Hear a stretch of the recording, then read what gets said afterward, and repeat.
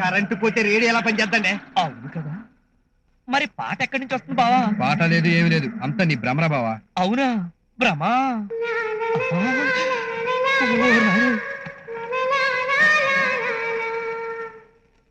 నిజమేరా, ఎవరో పాడుతున్నారు.